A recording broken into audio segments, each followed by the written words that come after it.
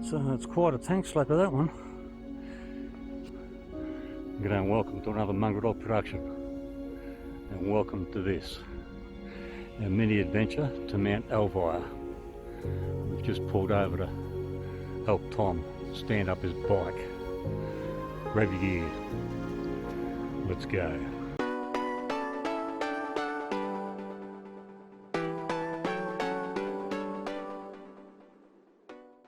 Well, g'day pilgrims, and welcome to another Mongrel Dog production. I'm taking the opportunity to go for a 4-day ride, Tuesday through to Friday, for a couple of reasons. Firstly, recently I've had fitted a 21-inch front wheel to this bike after many years, for reasons I've discussed in earlier videos. And now is an opportunity to go and just go for a ride, sort of Outback Western Australia, just to see the difference in the way the bike behaves and performs. The other reason is this bike hasn't had a lot of use this year and won't cop a lot of use. I've got another bike, a DR650, which stays in the shed for most of its life. However, having said that, I'm going on a long ride later on in the year, and I'll be leaving this one at home. I always lean to this one, the R1200. It's a much more comfortable bike to travel Australia's Outback in, but some of the conditions I'm going to encounter will require a smaller bike, so I'll take the DR650 on that ride. And for that reason, yeah, I just want to keep the oil circulating in this thing. So myself and a small group are going for a 4-day ride, destination being a place called Mount Elvire, but more on that later. I'm just riding to a marry up point now to meet 3, maybe 4 riders. Okay, we've just arrived at Gidgegunnup. We agreed to meet at the Gidgegunnup bakery. I'm early, with the intention of having a light breakfast before we go. Can't see a bloody thing. It's our winter time.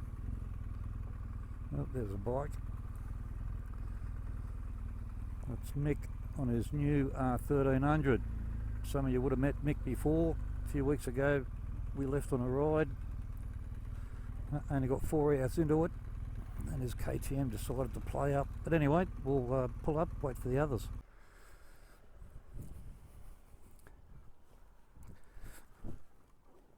Alright, we're going to get underway. We were expecting one other rider, but he's contacted us saying he's got bike troubles. We've waited a little while in the hope that he can get it sorted. But we're going to get underway. We'll go to 2J. The reason why I want to leave is because it's going to start raining pretty soon. We've copped a lot of rain recently, and there were the risks of showers this morning. I think once we get clear of the Darling Range, we should be alright. So we'll make our way to 2J, then I'll give this guy a call. So the players are Chris on his newly acquired Suzuki V-Strom 650 with the Sidecar Outfit.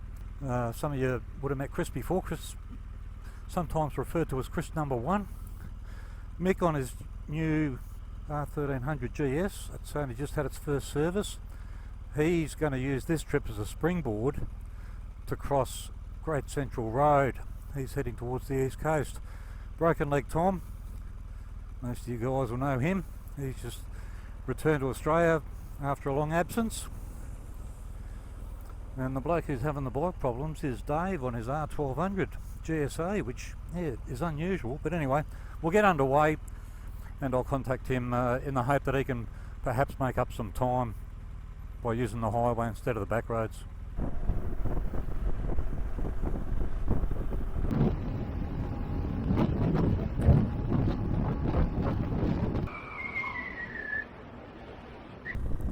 Alright, this is 2J. We'll pull over here and I'll just contact Dave, or try and contact him, and see what's going on. What we could do perhaps is we could continue on to Muck and Budden via the back roads, and if Dave's sorted out his issues, he could slab it there and meet us there.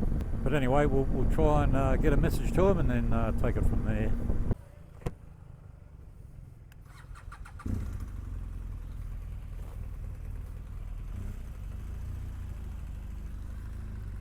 Alright, we're going to get underway. Dave's still having problems. Pretty unusual. I mean, these things are normally pretty reliable. You can't turn the bike off unless he uses the kill switch, and it's coming up with all these error codes and stuff. He's got all the gear at home to do some tests. The GS 911 tool and some other fancy bits and pieces. So he's going to continue working on that. We've agreed that we'll continue on to Mucka. We'll pull up there and he might be able to slab it there and join us. We'll see. So from here, about 12 minutes out of town, that's when we start picking up the dirt.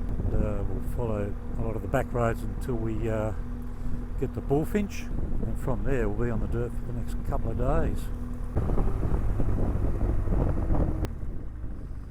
Right, Long Forest Road, the beginning of the dirt.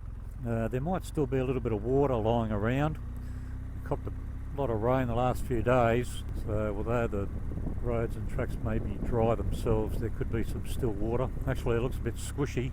Hopefully it'll dry out as the day goes on. We just pull up here and have a bit of a chat, an opportunity to have a rest break, and then we'll move off again.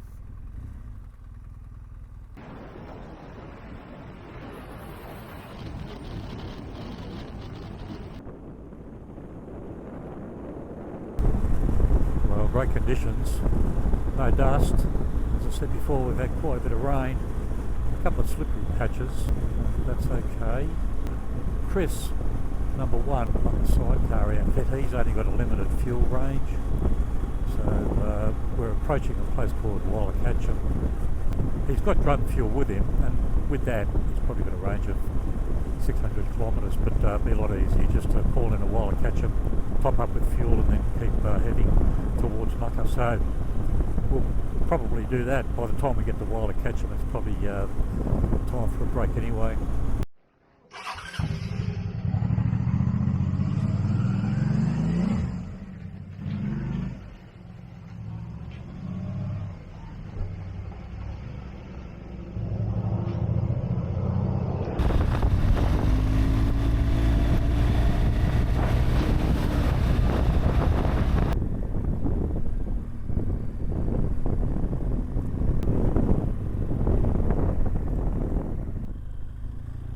Only a few kilometres now to Muck and Budden. Stop there for fuel and something to eat. Alright, I'm just going to take these blokes to a car park. From there, we'll go and refuel. We've all got to fill up our tanks as full as we can. Plus, take some packed fuel with us, because the next fuel stop is about 650 kilometres from here, or at least that's the sort of range we need. So I'll just show them where we're going to meet, then we'll go and refuel, and because we're tying down bladders and all that sort of thing, different guys will have different strategies as far as tying down their loads, so there could be some time while refueling.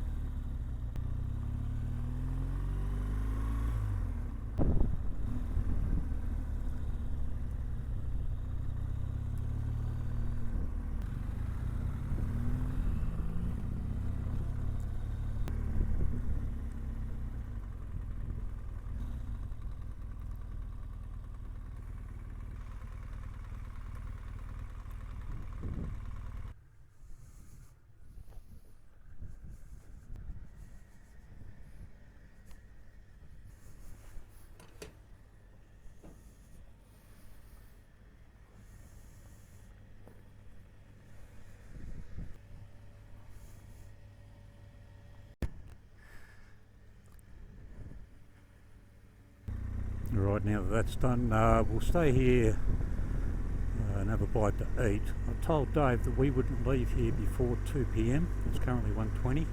I'll give him a call, see how he's going, see if he's been able to sort out his problems. If he has, then if he slabs it, he could be here in time. But anyway, we'll pull over, have a break.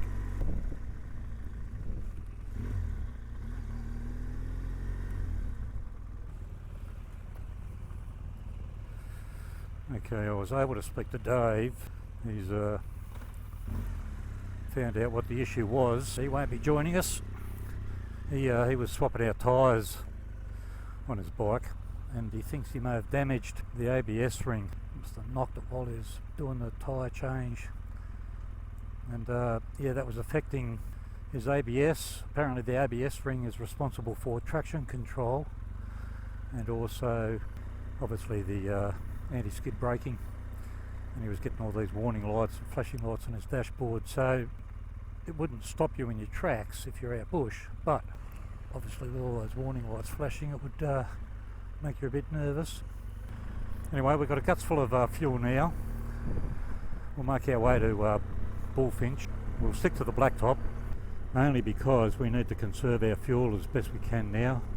650 kilometres between fuel stops, so we'll just take it nice and easy. Probably sit on 90 k's an hour because yeah, the harder you twist the throttle the more fuel you burn. So we just take it easy, get to Bullfinch, turn left on the Bullfinch Everston Road and find a place to bush camp. Right, this is Bullfinch. Past here is the point of no return, and I've just been doing some calcs in my head, and within the group we don't have enough fuel, I don't think, to get us to where we've got to go. So I'm going to pull over here, have a quick chat to the boys, and we're going to have to come up with an agreement as to whether we go to Southern Cross and top up, or alternatively we run the risk and keep going. I don't think we've got enough fuel, like I say, within the group to actually make the distance. I'd rather lose an hour and play it safe and run the risk. We'll see what they say.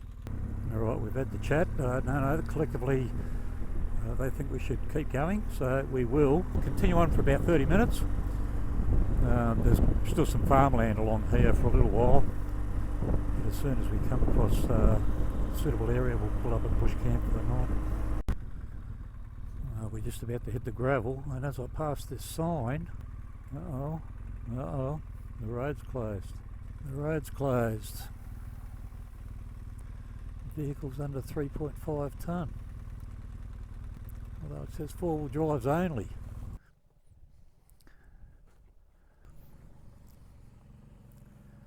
Yeah, the sign said closed to vehicles under 3.5 tonne. But it's aimed at the trucks with 4-wheel drives, and I mean, you know, there's a dual sport motorbikes. So our rationale would be that, you know, that's the equivalent to a 4-wheel drive in our book. That the road is open to heavy vehicles and, you know, trucks and the like. Clearly the going must be okay.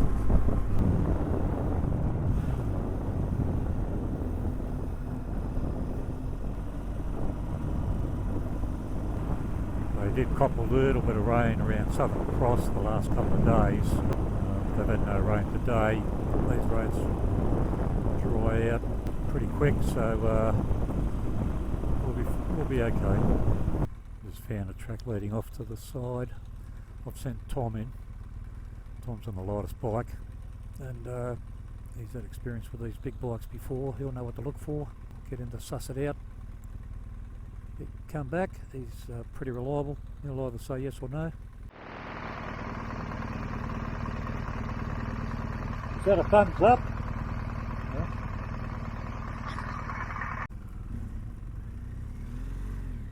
Yeah, well, Tom's given it a thumbs up. We only want to be far enough off the road so people don't see the fire. Bearing in mind we've got a couple of big bikes and an outfit. Got to take those into consideration. But as I said, Tom's been around these big bikes, and in fact had one himself for a while, so he knows what the drill is.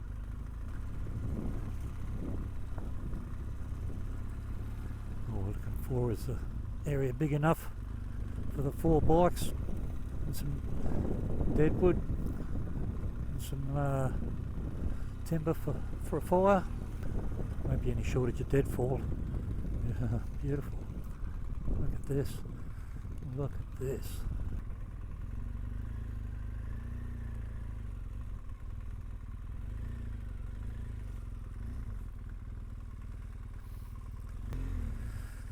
This'll do.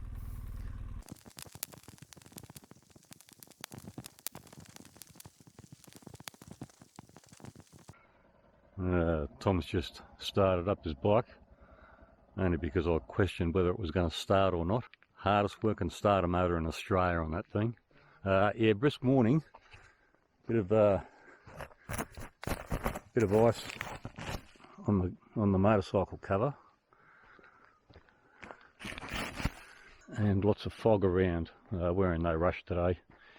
We don't have a huge distance to cover, although Mick is leaving. He's going to spare off as soon as he's packed up, because he's making his own way pretty much across Australia and into Queensland. But the rest of us, no, we've got time on our side. So relax breakfast, pack up, and then we'll hit the road. Yeah, it's still pretty early. Mick's about to leave. He's from here, he'll be on his own. When you're on your own, you tend to cover a lot more distance quicker. Yeah, you pull up late, get up early, and hit the road. So yeah, he's hoping to cover about 800 kilometres today. He'll be somewhere on Great Central Road, yeah, and just inch his way across the country towards Queensland.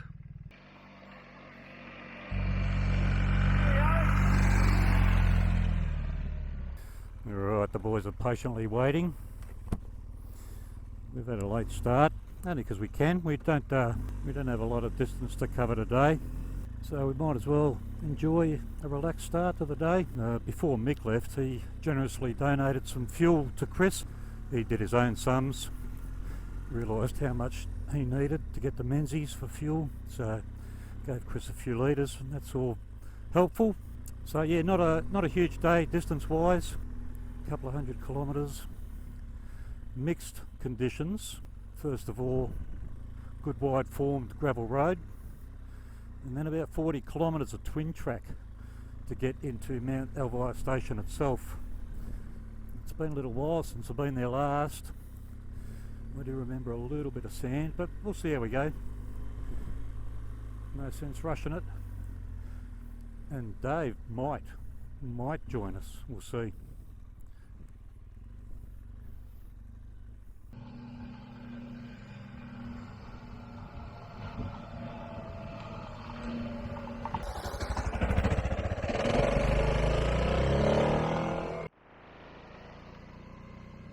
Yeah, Dave may join us later. He had sorted out his problems with that ABS sensor on the front wheel, and if he got a couple of hours under his belt yesterday, he may very well join us today. We'll know more later, of course. We're only going to sit on 90 k's an hour just to conserve fuel, and I'll tell you what, the improvement with fuel consumption is outstanding. I got down to about 4.4 litres per 100 kilometres, which is the best I've ever seen this bike perform. So obviously, yeah, how much you twist the throttle can make all the difference. Anyway, we'll settle in, get underway, and yeah, follow this road for a couple of 100 k's before we come to a T-junction.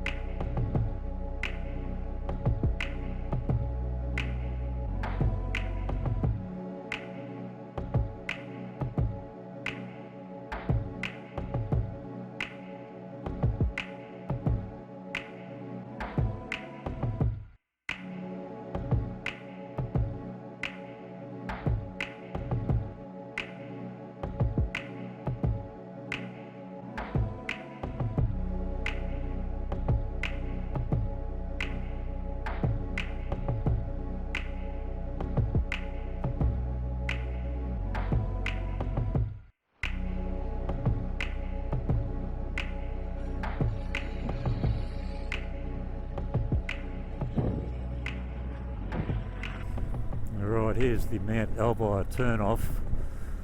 It's about 40 kilometres of twin track now to the homestead. It says 37. So yeah, I think it's in good shape generally. I do recall a little bit of sand, but I'll ask Tom to go up front. He's on the lightest bike, and I'd rather he sacrifice himself than me sacrifice me. I say that tongue-in-cheek, of course. Yeah, Tom's agreed to go up front. I knew he would. Yeah, he's got the lightest bike. Interesting backstory to Mount Elvire, the homestead or the property. I'll talk about that when we get there. So yeah, 37 kilometres, even if it takes us an hour, we've got all afternoon to put up the tents, dry them out, have a look at the place. There is a breakaways nearby. I think it's within a few hundred metres, so I might go and walk or ride to that and have a look at that. I mean, if it stays like this, beautiful.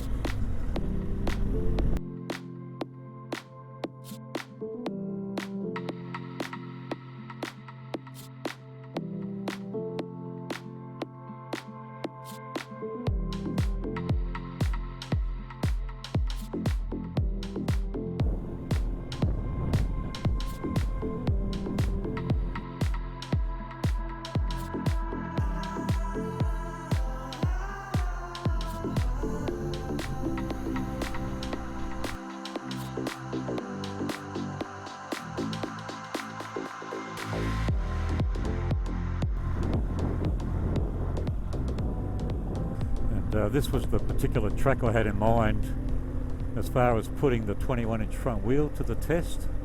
I thought the track was worse than this. I mean, it's in pretty good shape, a few corrugations, a little bit of sand, but by the time you're in it, you're out of it. Maybe the track gets a little bit worse closer to the homestead, I don't know, but so far the 21-inch front seems to be behaving itself. It seems to be a little bit easier crossing over from wheel track to wheel track. Sometimes that can be a bit scary with a 19-inch front on a big bike like this, but yeah, so far I'm pretty pleased with the outcome. Uh-oh, Tom's down. He's not getting up.